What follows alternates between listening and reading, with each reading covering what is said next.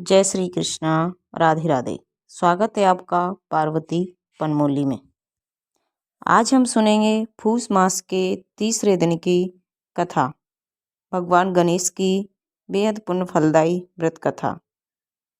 सब बोलिए सूर्य भगवान की जय हो, गणेश भगवान की जय हो। तो आइए सुनते हैं।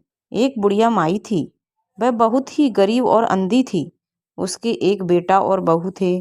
वह बुढ़िया हमेशा गणेश जी की पूजा किया करती थी। एक दिन गणेश जी प्रकट होकर उस बुढ़िया माई से बोले, बुढ़िया माँ, तू जो चाहे सो मांग ले। बुढ़िया माई बोली, मुझे तो मांगना नहीं आता, कैसे और क्या मांगूं। तब गणेश जी बोले, मैं कल सुबह फिर आऊँगा, अपने बहू बेटे से पूछ लेना और सुबह मांग लेना। उसके बाद गणेश भगवान वहाँ से अंतर्ध्यान हो गए।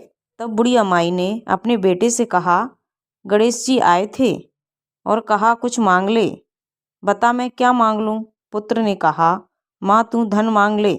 बहू से पूछा तो बहू ने कहा, नाती मांग ले। बुढ़िया माई ने सोचा कि ये तो सब अपने अपने मतलब की बात कह रहे हैं, इसलिए उस बुढ़िया माई ने अपने अड़ोसी पड़ोसियों से पूछा तो उन्होंने कहा, बुढ़िया तू तो थोड़े दिन जिएगी और फिर मर जाएगी, क्यों तू धन मांगे और क्यों नाती पोते। तू तो अपनी आंखों की रोशनी मांग लेना, जिससे तेरी जिंदगी आराम से कट जाए। जब दूसरे दिन बुढ़िया माई ने भगवान गणेश की पूजा की तो उसके बाद भगवान गणेश प्रकट हो गए और बुढ़िया माई से बोले, अब मांग ले बुढ़िया माई, क्या मांगना चाहती हो।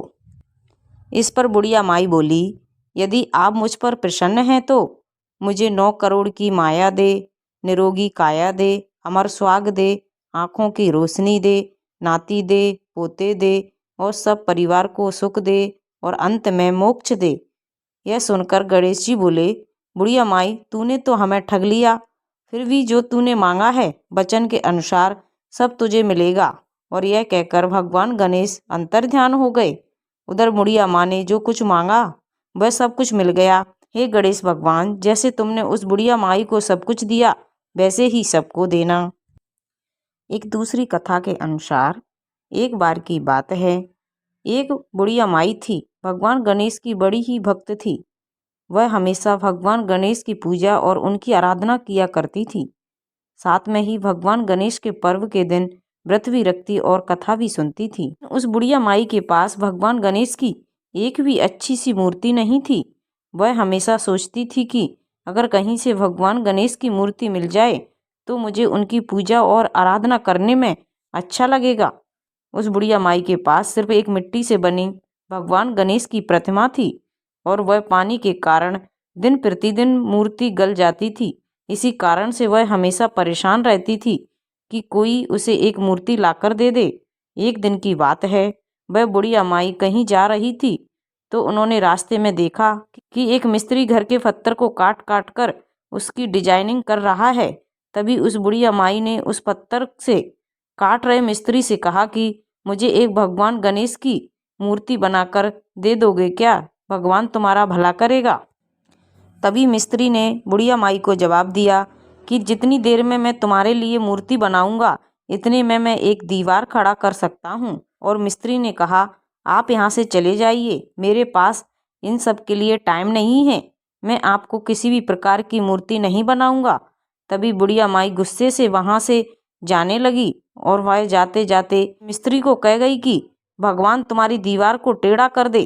उस समय से लेकर जब भी मिस्त्री दीवार बनाने की कोशिश करता दीवार टेढ़ी हो जाती थी।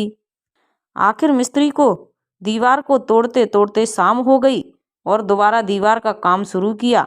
दीवार फिर से टेढ़ी हो गई, जिस कारण से मिस्त्री से मालिक ने पूछा कि यह क्या माजरा है, तुम हमेशा दीवार टेढ़ी क्यों बना रहे हो। इस पर मिस्त्री कहता है, जो हुजूर, इसमें मेरी कोई गलती नहीं है। कल सुबह सवेरे हमारे दरवाजे के सामने एक बुढ़िया आई थी और भगवान गणेश की मूर्ति बनाने के लिए कह रही थी। मैंने उससे मूर्ति बनाने के लिए मना कर दिया और वह यहाँ से भाग गई। तभी बुढ़िया माई जाते जाते यह कहकर चली गई कि तुम्हारी दीवार उठाओगे तो टेढ़ी हो जाएगी। तभी मालिक ने उस बुढ़िया माई को बुलवाया और कहा कि मैं आपको एक सोने का भगवान गणेश की मूर्ति देता हूँ, तुम मेरी इस दीवार को सीधा कर दो ताकि मैं अपने काम को आगे बढ़ा सकूं। अगर सही समय पर काम नहीं हुआ तो मेरे पैसे नहीं मिलेंगे।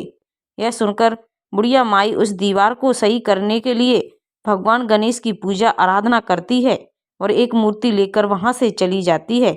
जैसे ही बुढ़िया माई जाती है, दीवार पर काम शुरू हुआ और दीवार फिर से अच्छी बनने लग जाती है।